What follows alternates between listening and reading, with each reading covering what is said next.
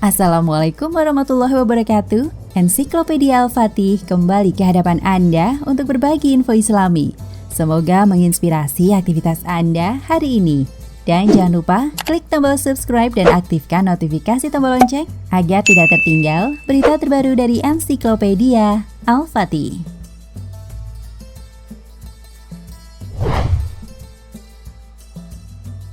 Banyak orang meyakini Islam mulai masuk ke Indonesia pada abad ke-14 Masehi, dibawa oleh para pedagang dari Gujarat, India. Teori ini pun tertulis di berbagai buku sejarah. Teori yang dibawa oleh seorang orientalis Belanda bernama Snoucker Gronje tidak sepenuhnya tepat.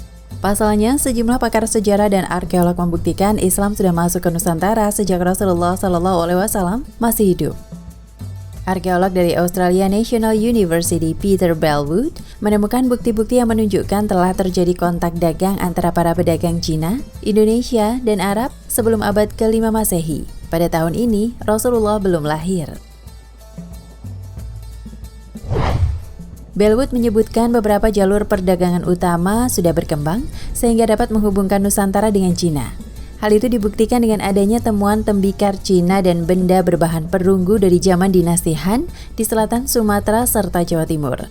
Ia menemukan bukti-bukti adanya kontak perniagaan antara Jazirah Arab dan Nusantara kala itu. Tibets menulis, perdagangan terjadi karena Kepulauan Indonesia menjadi tempat persinggahan kapal-kapal pedagang Arab yang berlayar ke Cina sejak abad ke-5 Masehi. Maka peta perdagangan utama di selatan saat itu meliputi Arab, Nusantara, Cina. Kemudian sekitar tahun 625 Masehi atau 15 tahun setelah Rasulullah menerima wahyu pertama di sebuah pesisir pantai Sumatera, sudah ada perkampungan Arab Muslim. Waktu itu masih dikuasai oleh kerajaan Sriwijaya. Di perkampungan tersebut banyak orang Arab tinggal. Mereka menikahi perempuan-perempuan lokal dan beranak pinak di sana. Tempat belajar Al-Quran dan Islam yang merupakan cikal bakal lahirnya madrasah dan pesantren pun didirikan di perkampungan itu. Tempat tersebut dianggap pula sebagai rumah ibadah atau masjid. Profesor Hamka memperkuat temuan di atas dengan menyebut seorang pencatat sejarah asal Cina yang mengembara pada tahun 674 Masehi. Ia mengatakan pengembara itu menemukan satu kelompok bangsa Arab yang mendirikan perkampungan sekaligus bermukim di pesisir barat Sumatera. Dijelaskan kampung bernama Barus itu terletak di antara kota Singkil dan Sibolga atau sekitar 414 km dari Medan. Pada masa Sriwijaya, kota Barus masuk dalam wilayahnya. Namun setelah Sriwijaya mengalami kemunduran lalu digantikan oleh Kerajaan Aceh Darussalam, Barus masuk ke wilayah Aceh. Kabarnya para pedagang Arab hidup berkecukupan serta memiliki kedudukan baik di Barus. Menurut Hamka, penemuan tersebut mengubah pandangan orang mengenai sejarah masuknya Islam ke tanah air. Penemuan ini, kata dia, sudah dipastikan pula kebenarannya oleh para sejarawan dunia Islam di Princeton University di Amerika Serikat. Selain itu ada sebuah riwayat yang bisa diperdebatkan keabsahannya dari seorang ulama bernama Sayyid Muhammad Alawi Al-Maliki mendampingi gurunya Syekh Utsman yang berziarah ke makam Rasulullah di Madinah.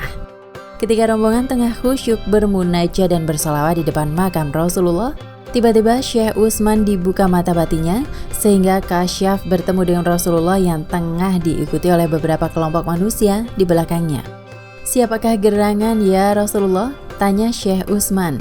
Dengan wajah teduh dan senyum merekah, Rasulullah menjawab, "Mereka adalah orang-orang dari sebuah bangsa yang sangat mencintaiku dan aku mencintainya."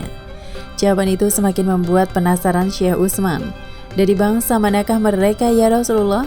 Senyum kembali mengembang dan Rasulullah menjawab, "Indonesia." Saat kembali tersadar, Syekh Utsman segera melontarkan pertanyaan kepada segenap rombongan yang mengikutinya.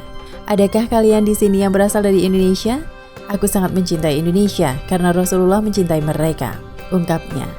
Cerita ini diriwayatkan oleh Sayyid Muhammad Alawi Al-Maliki, seorang ulama kesohor yang kerap menyambangi Indonesia.